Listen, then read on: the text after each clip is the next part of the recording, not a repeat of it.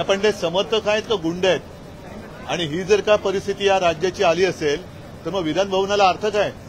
ज्यांनी त्यांना पास दिले त्यांच्यावरती कारवाई झाली पाहिजे, मग तो कोणी असेल.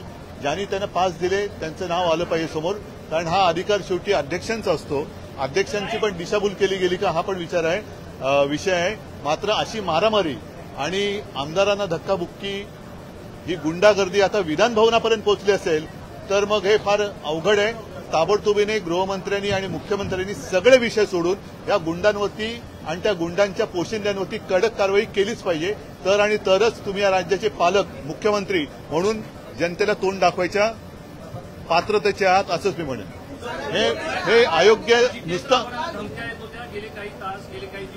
नाही, पण विधान भवनाच्या आवारामध्ये जर का या गोष्टी व्हायला लागल्या आणि असे जर का गुंड आणून मारामाऱ्या व्हायला लागल्या तर मग मैदानामध्ये या. हे सगळ्यात पवित्र असं मंदिर आहे आणि त्याच्यामध्ये मग त्यांना पास कोणी दिले इथपासून त्यांची जबाबदारी आणि त्यांच्या पोशिंद्यांवरती कारवाई झाली पाहिजे.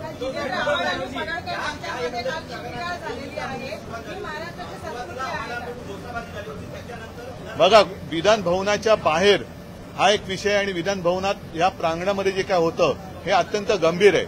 जर लोकप्रतिनिधींना अशा पद्धतीने मारहाण होत असेल किंवा धक्काबुक्की होत असेल आणि विशेष म्हणजे गुंड आत आणण्यापर्यंत पाळी जात असेल तर मग शेवटी विधान भवनाचं महत्व राहिलं काय? त्यांचं